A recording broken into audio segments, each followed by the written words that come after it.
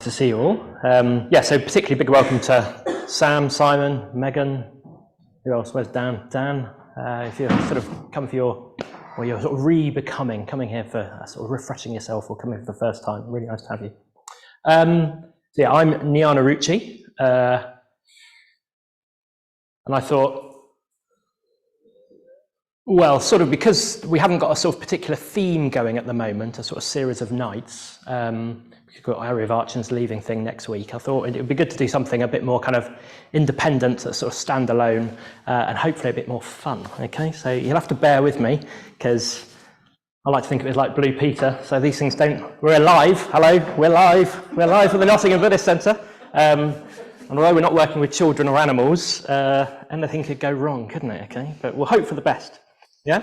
So I've forgotten how to start. How am I starting? Right, this is where we'll start. So this is a book. This is one of the basic books of early Buddhism. So this is 1/4 of 1/3 of the basic teachings of the Buddha, okay? Yeah? I'm going to read you a particularly short part of it, so don't worry. Luminous monks, is this mind? Did you catch that? Luminous monks, is this mind? Okay, we'll come back to the Buddha, but that's all we need to do to start with. So I've said that, luminous monks, is this mind? And then we've got this here, okay? What's this? Sorry? Alcohol? Chris! Can we put Chris down for another intro course, please? He needs to do a bit of a booster on his ethics. This is not alcohol, Chris.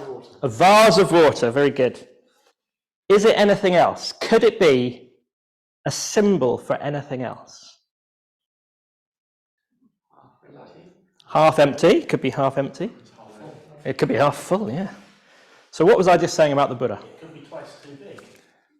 Is it a mind? Mind. Hello, we got some bright sparks over this side of the room. A bit worrying. This side of the room, very good.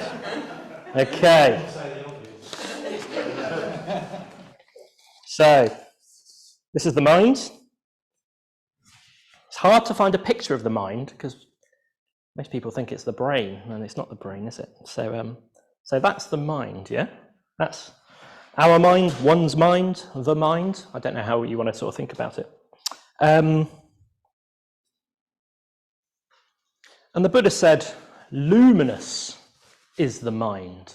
Yeah, luminous. Now, looking at this mind here, this vase half full of water, what are the sort of qualities of it that you can see? It's transparent. Very good, Simon. Chris, we're back on track now. You've sobered up, obviously. That's it. So it's transparent. Anything else? Clear. Yeah, it's clear, transparent. Still. Sorry, Megan? Calm. Yeah, very good. That's right. Colourless. Who said reflecting? Very good, Debs. Thank you. Yeah, reflecting. Affected by gravity. Affected by gravity. Yeah, that's like everything in the room. Yeah. Part of it is magnifying. Part of it's magnifying. It is, isn't it? It looks a bit like a sort of works as the lens, doesn't it, from where you're sitting? It needs something to hold it. It needs something to hold it. That's interesting. Yeah. So it's a container, isn't it? It's contained. Yeah. Yeah. Fluid. Yeah. Yeah. So what's that mean? It kind of moves a bit, or Take any form. take any form. Okay. So great. So it's clear, transparent, still, calm. It could take any form. It's kind of malleable, I suppose, something like that. Yeah. Okay. So. Is that what your mind feels like a lot of the time? Clear, calm, transparent, still? We're not getting a few waggles of the head over here. Anyone else? Anyone sort of, oh yes, yes, my mind is very calm and clear the whole time. No? But the Buddha's saying, this is your mind. Yeah? So, what's that about? So, there are lots of ways of talking about the mind in Buddhism, and it kind of can change throughout the sort of history of Buddhist thought. But this is a bit of a thread that runs all through kind of Buddhist history and Buddhist philosophy, yeah? That your mind, in its kind of natural state, if you like, is actually calm, still, pure, transparent. What else did we say? Some of these kind of malleable, yeah? But it's often not how we experience the mind, is it? Yeah? But, I mean, I'm an ordained Buddhist, so I'm a sort of card-carrying Buddhist, so I have faith in the Buddha.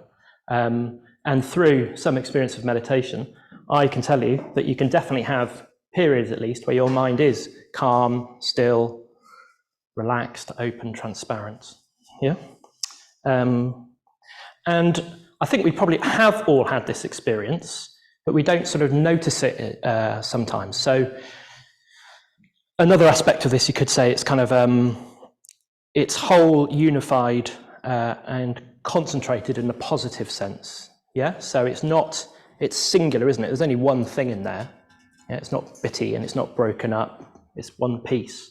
And that's kind of, often when we use the word concentration, if you sort of got taught to meditate, people might say, oh, we're trying to get concentrated. And concentrated is a funny word in a way, because it can have sort of negative connotations. Like, I remember doing my maths GCSE homework and I was trying to concentrate on it, and it wasn't a particularly pleasant state of mind to be in. So I don't want to sit there meditating thinking like I'm revising from a maths GCSE. So I think when we're actually meditating, we're trying to get to a more kind of unified, whole, integrated state of mind. Yeah, which to me sounds a bit more attractive than this kind of narrow, concentrated thing. And I think we're probably more often in this state of being whole, unified, together, integrated than we realise. So when you read a book, I think if you sort of get into a book a bit and you end up reading, if you can read like a whole page of a book and your mind hasn't wandered, yeah, you're effectively, for that time, you're integrated, your mind is whole, it's together, it's behind what you're doing, yeah? If you're having a good conversation with a friend, I would suggest again, you're sort of in tune with your friend, aren't you? You're kind of not really thinking about what lunch might be, you're kind of listening to them, your mind is concentrated in a positive sense, it's unified, yeah? Even something like, you could say, watching a film, it depends on the sort of film, I suppose, but yeah, if you're sort of engrossed in a film, again, you sort of won't be distracted, okay? Your mind will be unified and whole and, and integrated and clear. Yeah, and it was sort of movable. So it will go, particularly like if you think about in a conversation, there's no problem with, if you're really in tune with your friend, you might be talking about one thing and then you might move to something else, and your mind just happily goes along with the flow of conversation, yeah? It's not kind of stiff, it's not holding to a particular shape, so it sort of flows, okay? So I hope some of you at least have had those sorts of experiences when you're reading, talking, watching a film. And so that's kind of what we're aiming for in meditation. We can take it further in meditation, but the point I'm trying to make is it's not alien to you. So a lot of people will sort of think they can't meditate or something like that, or they're not able to meditate, or they can't get concentrated, or they can't do this, that, and the other. And what this is saying, what the Buddha is saying here, and what I'm just trying to put across to you is that your mind has a natural potential to get into these more integrated, whole, clear, still, calm states, yeah? You can all do it. And that's a really important thing to take on, because if you sort of believe you can do that, you'll have a lot more chance of sort of being able to do it more effectively when you sit on the cushion. Okay, but coming back to our day-to-day mind, that's not how it seems, is it? And the Buddha knows this as well. He's a clever chap, this Buddha, right? So what else does the Buddha say? So he says, luminous monks is this mind, but it is defiled by adventitious defilements. Okay, but we've bit of a left-hand turn there. So luminous monks is this mind, but it is defiled by adventitious defilements. So 10 points. What's an adventitious defilement?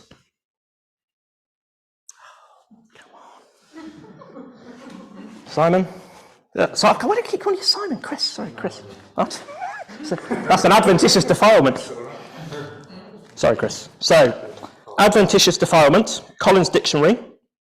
Adventitious means added or appearing accidentally or unexpectedly. Or another dictionary says it's incoming, not originally part of. Okay? So something is adventitious, it's been added to, it's come in, it's from somewhere else, it's not inherent, it's not a part of the original thing. And we're talking about defilements. So the Buddha is saying you've got a luminous mind, and then stuff comes in, okay? So your mind, in its basic state, is calm, clear, relaxed, unified, transparent, and stuff comes in, yeah? So the stuff coming in is not part of your sort of natural mind, if you like.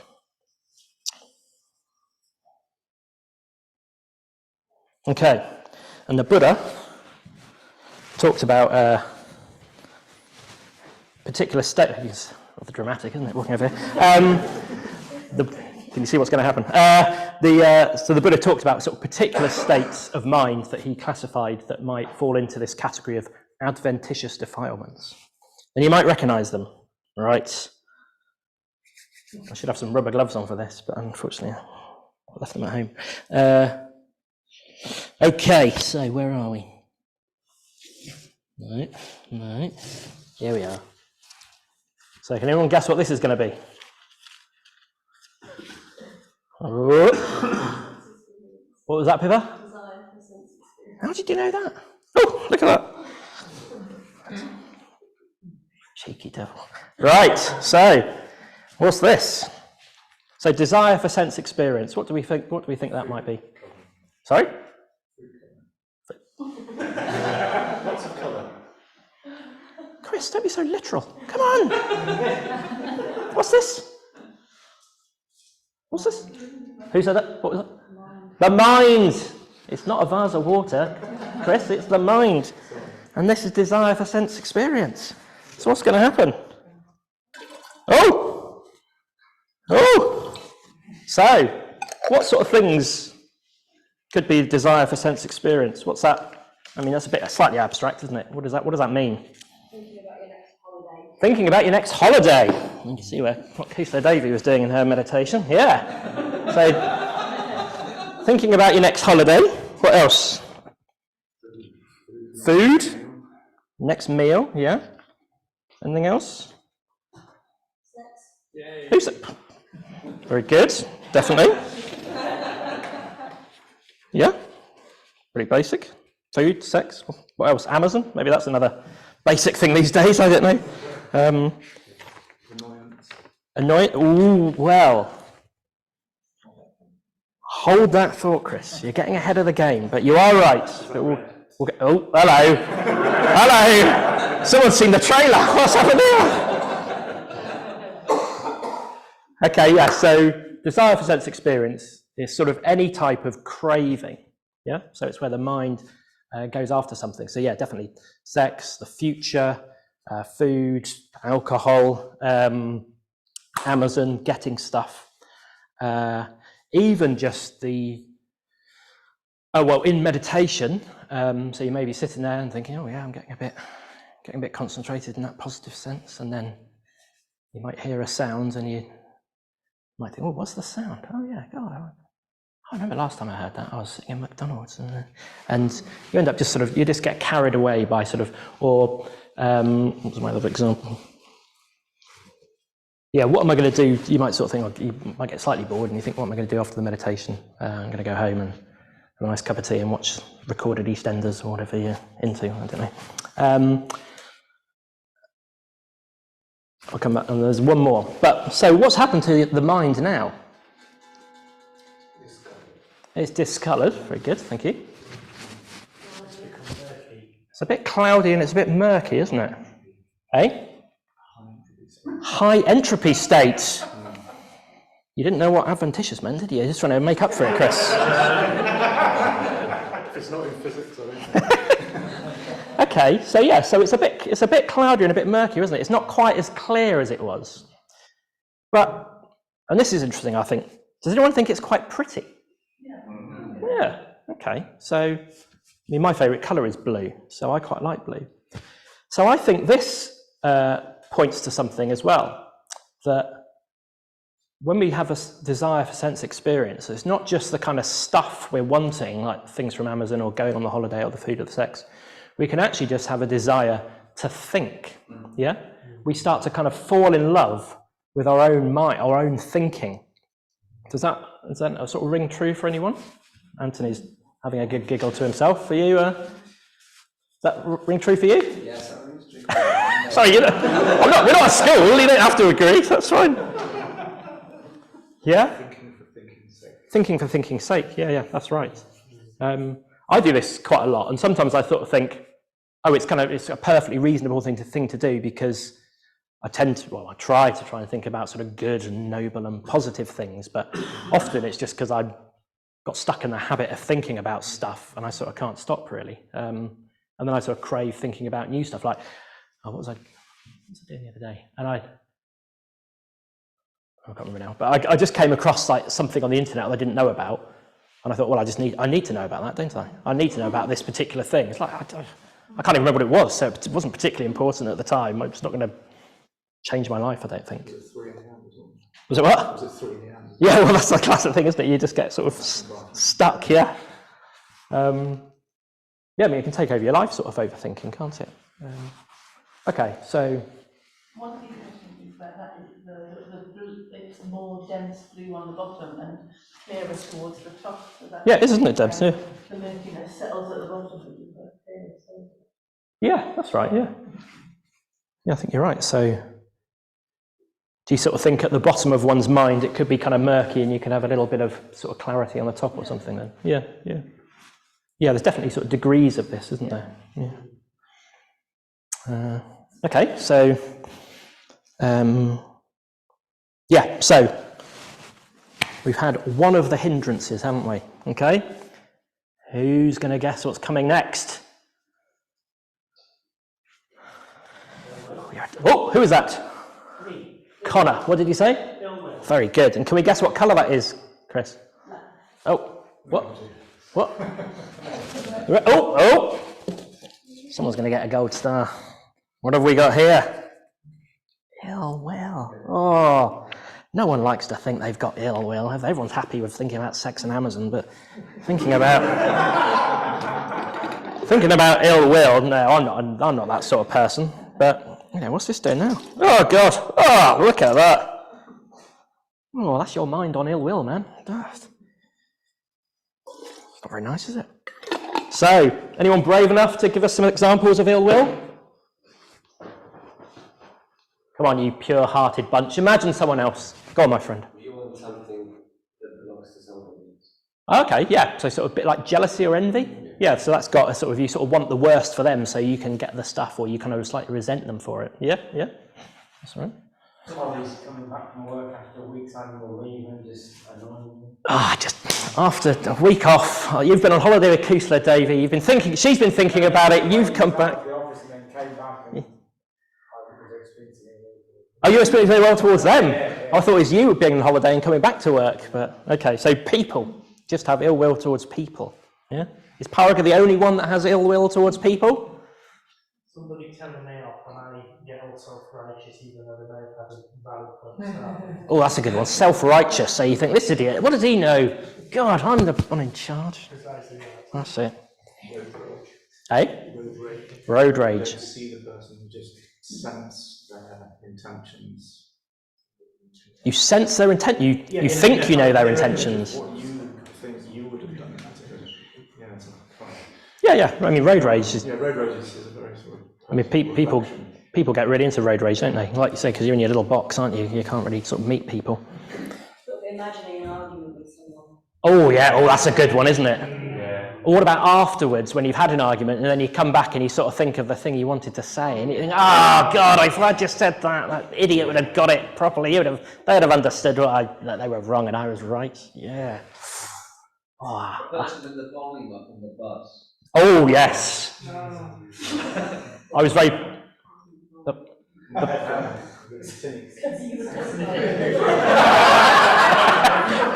He's been deafened by listening to too louder heavy metal music. That's it. I just knew one of a bus.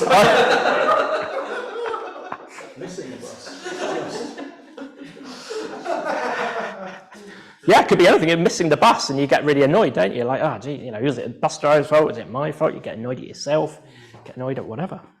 Holding a grudge. Holding a grudge? Yeah. So that's the sort of that's kind of a long-term ill will or something that's kind of eating or seething. And it's a bit like Deb's, that sludge at the bottom never goes away. You can come on, eat. But it's very pretty blue sludge. So that's a good point. So what's happened to our mind now? It's murky, isn't it? But the ill will's risen to the top. Sorry?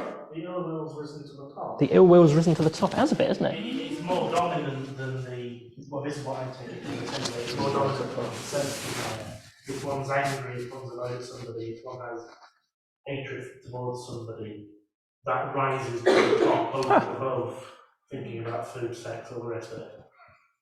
Yeah, I think that's probably a reason. Yeah, particularly when you're in the grip of proper anger, there's sort of nothing's going to get in the way, is it? You're kind of that's your full experience, isn't it? You're kind of come on, look at this. What the hell's going on here? I've got to really do it.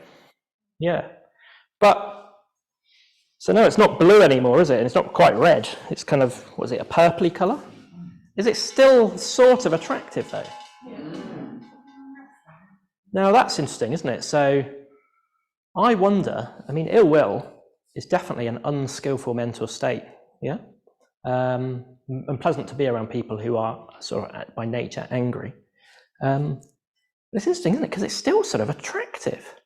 And I do wonder, I'll talk about myself, but sometimes when I'm in a sort of angry state, in the moment, I do find it satisfying.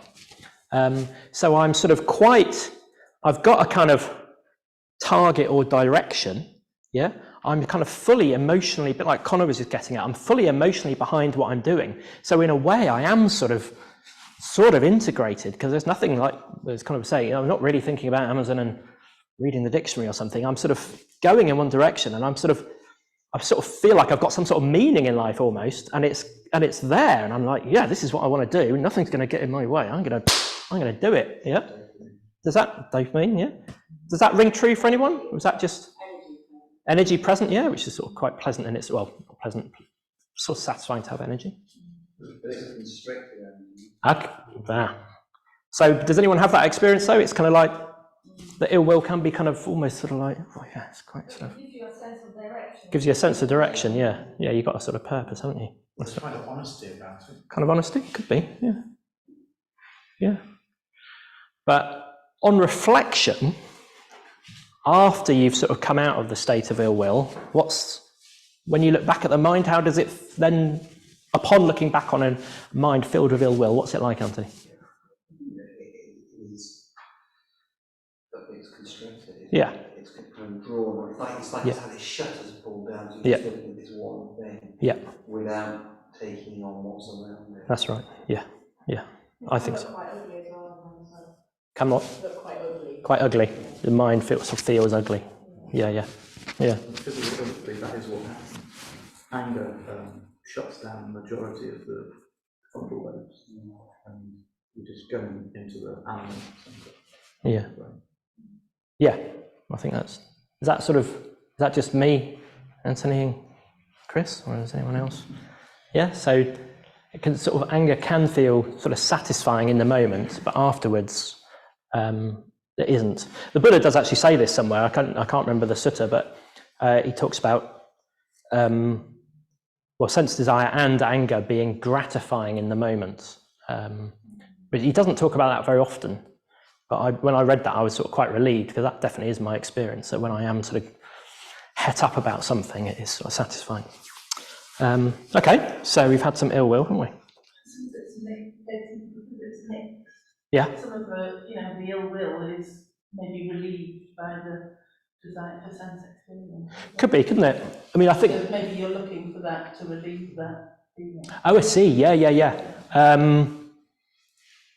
Yes, I think you're right, Debs. And I think with all these things, there's a sort of it's quite actually a complex relationship, this sort of stuff, isn't it? Because if you think about it, craving and ill will, or sense desire and ill will, they're if you imagine kind of being in the middle, if you go one way, you're kind of you're having to sort of drag yourself from back and forth. So in a way, they're sort of reflexes of each other. So often if you're a little bit sort of discontented, what's actually happening is there's a little bit of kind of ill will or aversion to your current experience. So you move towards something else. Yeah. So the sense desire is actually in a way coming out of the sort of dissatisfaction. And I guess I could go the other way around. Yeah, a bit trickier, but yeah. So it is more complicated. Very good. So we've had some ill will, getting irritated. Yeah. So in meditation, particularly, this could be something like getting irritated a bit about a particular sound. Someone coughing. I've had this on retreat. Someone was kind of coughing a lot, and I was thinking, what the hell are they doing, disturbing my meditation? This coughing person. And what's the other one? Getting annoyed with oneself because we can't meditate. Yeah, that's a sort of classic thing, isn't it? So that's the sort of thing then you'll ping off into thinking about your holiday or buying a new bike on Amazon, whatever. So ill will, it's kind of just getting stuck in any kind of painful experience, really. Okay. It's not ended there. Don't you worry. What have we got next? Da, da, da, da, da. Anyone? Look at the label, you cheaters. Shocking. What was that? Very good, Claire. Very good. Restlessness. I think this is the longest one. Restlessness and anxiety. I'll be honest with you, these aren't quite as dramatic, but here you go. I'm not even too sure what colour that is. I think it's supposed to be green.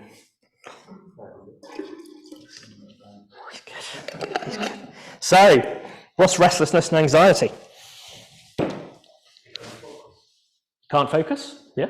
Why can't you focus? It's not because you're not thinking. You're not thinking about Amazon anymore, are you? It's kind of. You're just thinking about one thing, and that since you can't think about other things, it's like I think that you mentioned it. It's like you're constricted, so you can't think about 2 or 3 things. You're focused on one thing, which is anger or that particular. Yeah, so that's a kind of bodily restlessness, isn't it? You're kind of a bit G'd up because you want to tell this person what you think of them or something like that. Yeah, definitely. Yeah, that's kind of sort of restlessness. Anything else? Anything else? Restlessness and anxiety. What's? Unable to be rested. And that's quite. Last night I was quite restless. Yeah. Couldn't sleep. Yeah. And what was that? What's that like? That restless feeling. That's not me dancing, but tossing and turning. Yeah. So the body's just got sort of too much energy, isn't it? But it's not quite like the anger. It's not sort of going somewhere. It's just sort of a bit stuck, isn't it? And then that can sort of move into kind of anxiety territory, kind of. What's the difference between restlessness and anxiety? Does anyone think? Yeah. So anxiety's got some. Anxiety, I find, picking up especially on the point of you're not being able to sleep, you're cocking your penny a little bit. There's usually some thought going around. It's usually something really stupid, like, oh my god, I forgot to do the laundry yesterday. What's happening? That's terrible. Does this and that? Only laundry. But for some reason, my mind just attaches to this and will not let it go. It's the worst thing in the world. That's right. That's a very good description, Connor. Yeah, I think that's good. Anyone else get stuck thinking about their laundry or whatever else it might be? I don't know.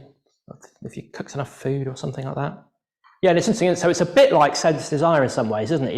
You get a bit stuck on a story, but in this case, it's not particularly.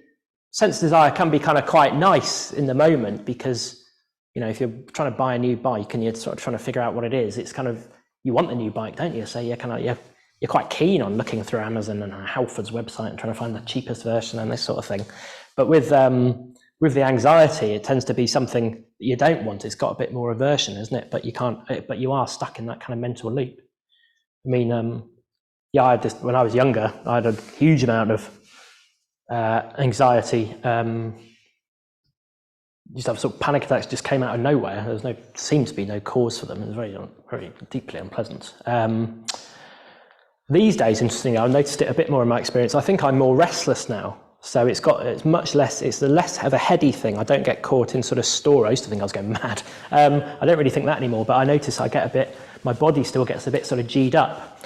I was kind of, I started a new job recently as being a teaching assistant, and I remember the first day going to the school, and I was about to go into the classroom, and I was just kind of quite fizzy with energy, and it was didn't know what to do with it. It was just very unpleasant.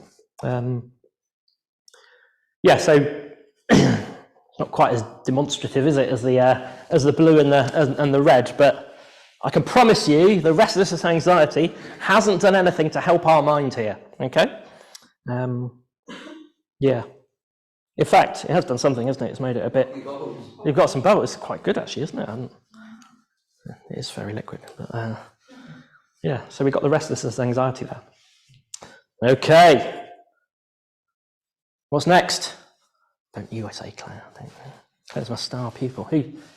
Come on, Paragon. What's next? Stop you talking at the back there. Doubt and indecision. Oh, you're so close. I'm not sure about Thank you. Oh, dear. Sorry. Sloth and torpor. Here we go. What's going to happen here?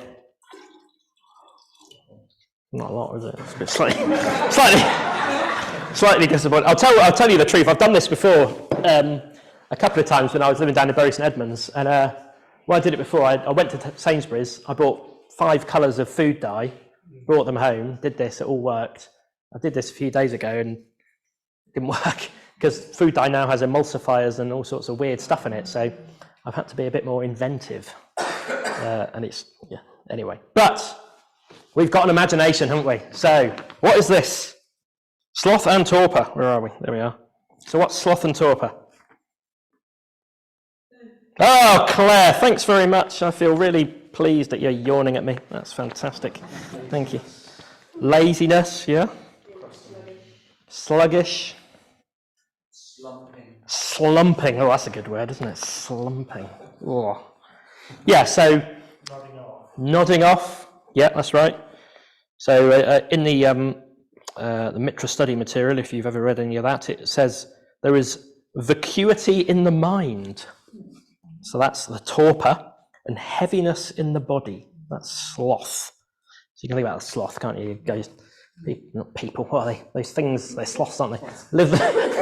Live up trees, and then you move for like 2 hours a day. That's quite an attractive lifestyle, I think. But I remember once when I first started going to the Buddhist centre, I was a young man, and my friend Reese used to come along, who was a bit of a naughty man, and my friend Surina was leading the meditation class once, and I was sitting next to Reese, and I was sitting there, thinking, oh yeah, this is going well, probably a bit of sense desire. And then we heard this, and I kind of opened an eye, I looked at Surina, my friend, and we both and Reese was just sitting there, completely fast asleep. Anyway, I looked back at Surina, shut your eyes.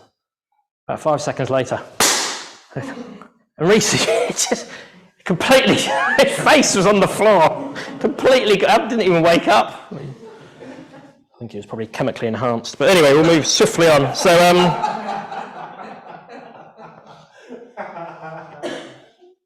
so sloth and torpor, it kind of just dulls the mind, just makes your body heavy, and you can't really meditate. Yeah, you can't really engage with anything, can you? Interestingly, I was thinking about this earlier, with tiredness for me, it can go either way. It can be sort of pleasant, and it can be unpleasant. If I'm sort of somewhere where I'm kind of allowed to be sleepy, so kind of in my own home probably, and I'm nodding off, even when I'm sort of trying to stay awake, I can sort of be, yeah, sort of sitting on the sofa, and even if you're watching your EastEnders or whatever, then it's kind of like, you're like, I just let myself off. But sometimes, on the other hand, if you're sitting here and someone's leading a meditation and you just feel your head going the whole time, then you don't want to be sleepy, do you? And so you find it's quite unpleasant, and you're kind of like, oh God, not again, I've got to really keep my eyes open this time. Oh, not there. So that's the sort of interesting thing, how it can go either way, I don't know. Yeah. Okay, so what's next? Doubt and indecision. Now, unfortunately, I don't have another colour, so I thought just for fun we'll put in a bit more sense desire and a bit more ill will. Okay. Because doubt and indecision, I was trying to sort of rationalize this. Didn't get very far, but you could just see it as a bit of a kind of mishmash of mental states, and you're not quite sort of sure of what you want to do. So, well, particularly with the indecision part, you just sort of think, oh God, maybe I should be on Amazon looking for a new bike. Maybe I should be watching EastEnders. It might be better than doing all this meditation nonsense. I mean, what's all that going to do for me? I don't need to do that. Maybe I could start tomorrow. I mean, no one's going to know, are they? It's my mind. Who's going to know? I'll just start tomorrow. And then you come to the class and then you've got doubt and you're like, well, who is this guy talking to me about the mind and meditation? What does he know? I probably know more about him. I've read more books than him. I've been on the internet. So you don't really you're not convinced by what you're doing. You're not convinced by the teaching, or you're not convinced by the teacher.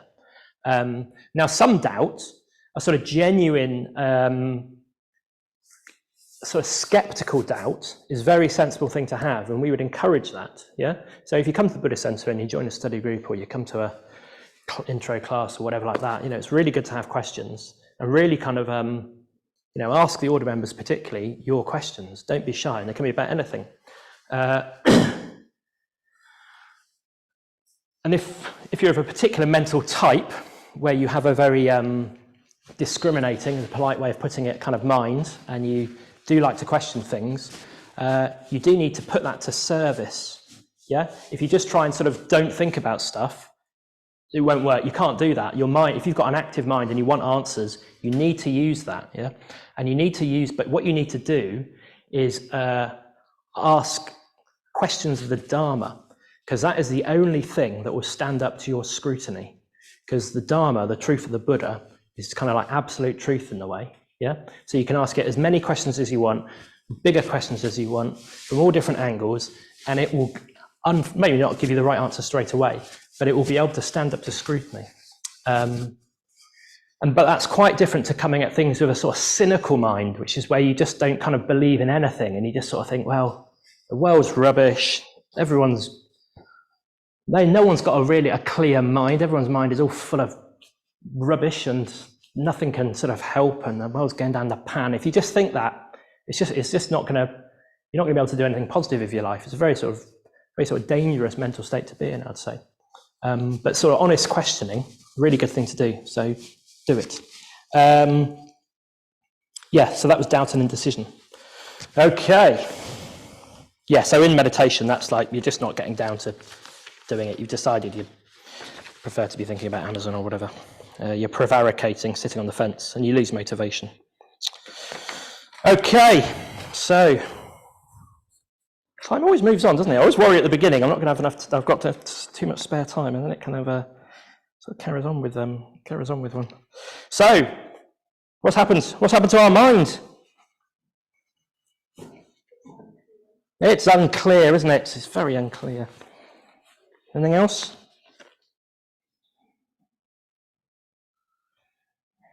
Heavy. I've got that down here. Well done, Adam. Well done. Cloudy, tainted, mixed up, fascinating. It is, isn't it? I mean, it's great being in all these crazy mental states. Yeah. You're like, yeah, I've had a great day. I've got annoyed with the bus driver. I saw a nice watch on that bloke. I really want to get the watch, and I've been a bit worried that I didn't do the laundry yesterday, and I was tired on the way home, and I couldn't watch EastEnders. It's fascinating, isn't it? The mind. It's just kind of all this stuff's happening. I kind of love it. So, can't see. What can we do about it? Let's come back to the Buddha.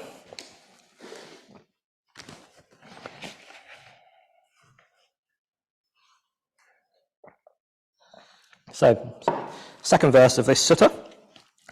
Luminous, monks, is this mind, and it is freed from adventitious defilements. Luminous, monks, is this mind, and it is freed from adventitious defilements. Fear not, everybody. We've got our cloudy, tainted, mixed up, blurky mind, but we can do something about it. What are we going to do about it? What was that? Yeah, meditate. Very good. Anything else? And what do we use in meditation? Bit of mindfulness. Now this is I'm going to be out the door if this doesn't work pretty swiftly, all right? Hold on, I need some more apparatus though.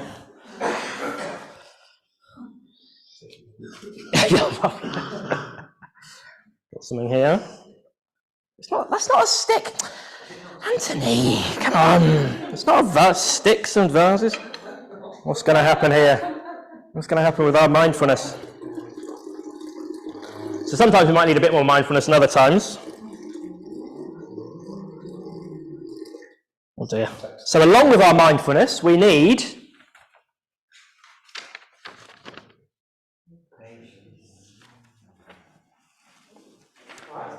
along with patience, we might need or virya in. That's why you could use coffee.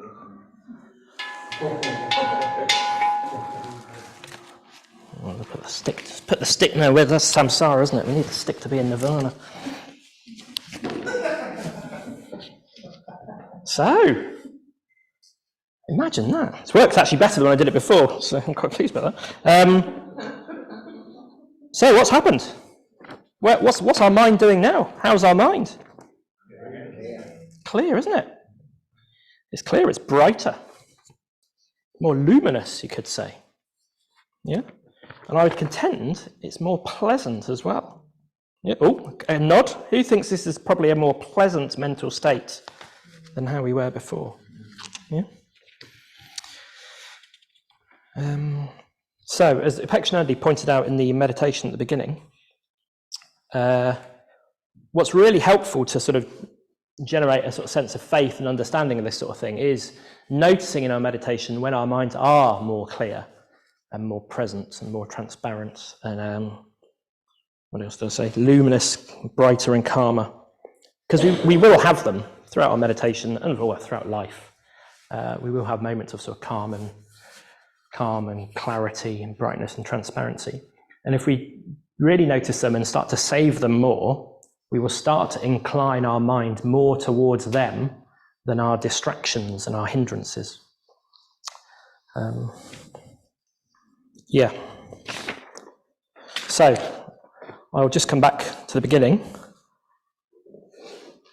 and reiterate the words of the Buddha, because as we've seen, although we do have these adventitious defilements, luminous monks is the mind, yeah, and it is freed from adventitious defilements. There we go.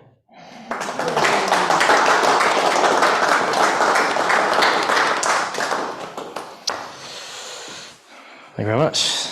We've got 3 minutes if you've got any questions. There was something about it that reminded me when it was all clogged up, how difficult it would be. I was thinking back to some of the previous talks we've had about overwhelm. Oh yeah. So when they're clogged like that, there's not room to feel calm and overwhelm. Very much. Comes, and when we get back to that, we can deal with life more easily. Yeah, you're quite right, Duncan. Yeah. So I mean, I was thinking about linking in with that, and I think overwhelm is probably kind of restlessness and anxiety kind of writ large. I think it's when there's too much.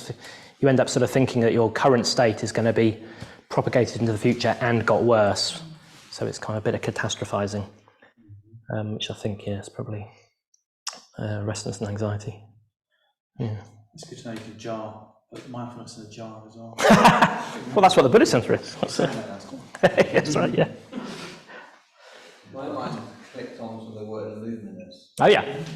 He's trying to work out where the light's coming from. Yeah.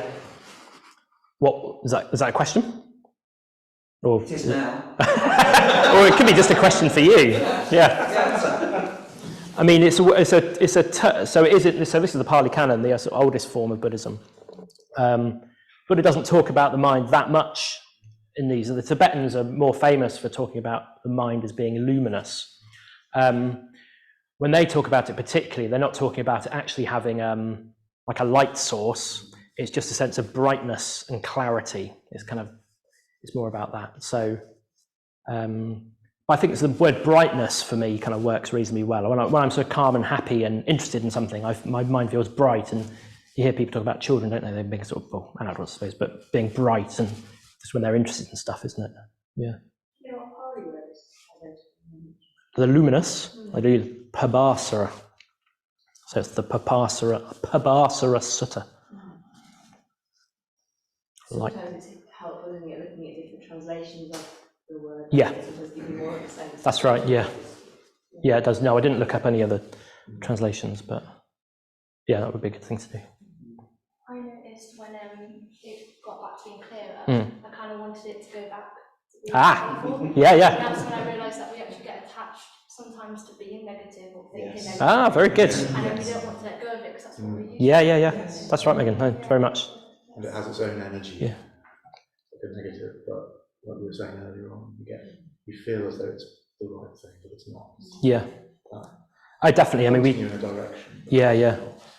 I mean, these things form mental habits. They're kind of this adventitious defilements. And so they're not inherent to us naturally, as it were, but we kind of make them our own. And we definitely it is a bit like watching a soap, isn't it? Watching EastEnders. If you watch EastEnders for a couple of years, it's quite hard to stop watching EastEnders. If you think about a particular thing, it's quite hard to stop thinking about that particular thing. So yeah, we definitely get attached, and we will have these moments of clarity, and then EastEnders or buying a bike will come back in. So yeah. Final comment for anybody? Anything? I think what is just really sit and meditate on that. There's something quite attractive about it. Make clear and then just Oh yeah. Again, think to us to it, just looking forward, but yeah, might do that at home. No, I think you're right. I mean, I only bought this vase the other day, and I put it on our coffee table. I just thought quite a pleasant object to look at as a kind of. And interestingly, another sort of in the Buddhist time, they did use things to look at as meditation objects, particularly coloured discs. So, if you find something attractive to look at, it doesn't arouse too much energy in any way, one way, shape, or form. You can just rest the eyes, rest the gaze, and rest the mind on it. You can do that.